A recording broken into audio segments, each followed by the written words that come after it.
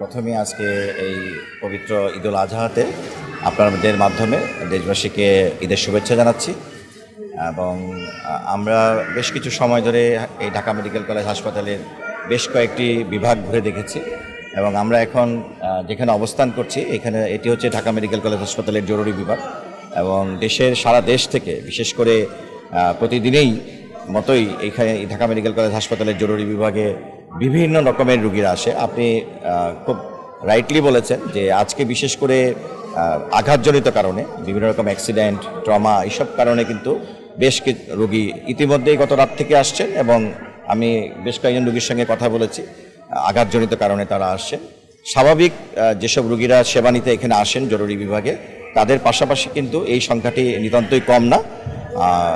আমাদের যে হাসপাতাল ব্যবস্থা কর্তৃপক্ষের পক্ষ থেকে কিন্তু আপনারা নিশ্চয়ই দেখেছেন যে একাধিক ডাক্তার এবং বিভিন্ন সেগমেন্ট ওয়াইজ এখানে অর্থোপেডিক, ক্যাজুয়ালিটি আলাদা আলাদা ডেস্ক হিসাবে কিন্তু ডাক্তার সাহেবরা কাজ করছেন এবং আমাদের যারা ইমার্জেন্সি মেডিকেল অফিসার আছেন এখানে আমি মোটামুটি দেখলাম বোধহয় 6 থেকে 7 জন ইমার্জেন্সি মেডিকেল অফিসার পাশাপাশি বসে কাজ করছেন, যাতে একসঙ্গে 15 থেকে 20 জন রোগীকে সেবা দেওয়া প্রায় সম্ভব। এখানে কিন্তু অবজারভেশন ওয়ার্ড আছে।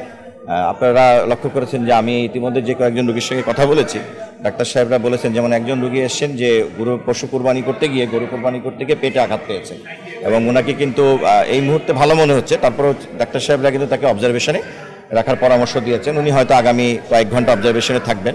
যদি ওনার লক্ষণের কোনো অবনতি হয় সেক্ষেত্রে ওনারা ব্যবস্থা নেবেন। আমি মনে করি যে ঢাকা মেডিকেল কলেজ হাসপাতাল আমাদের সরকারি পর্যায়ের সবচাইতে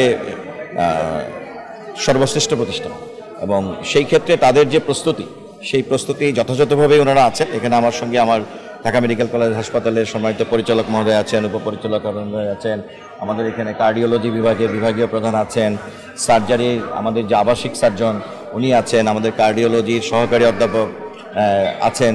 আমার মনে হয় যে বিভিন্ন বিভাগের চিকিৎসকদের উপস্থিতি প্রমাণ করে যে কর্তৃপক্ষ যথেষ্ট সজাগ আছেন, যথেষ্ট সচেতন আছেন এবং ইমার্জেন্সিতে তো আপনারা সরজমিনে দেখলেন যে চিকিৎসকরা এখন যে সময়টি সেই সময়টিতে কিন্তু কুরবানি চলছে কিংবা কুরবানির যে প্রসেস সেটি কিন্তু অনগোয়িং এবং ইতিমধ্যেই কিন্তু কুরবানি সংশ্লিষ্ট আঘাতজনিত পেশেন্টও কিন্তু চলে আসছে এবং চিকিৎসকরা তাদেরকেও অ্যাড্রেস করছেন, পাশাপাশি সাধারণ রোগী যারা আসেন এখানে সেবা নিতে তাদেরকেও কিন্তু অ্যাড্রেস করছেন। তো আমি মনে করি যে কর্তৃপক্ষ যথেষ্ট সজাগ আছেন এবং তাদের ভালো প্রস্তুতি তাদের আছে।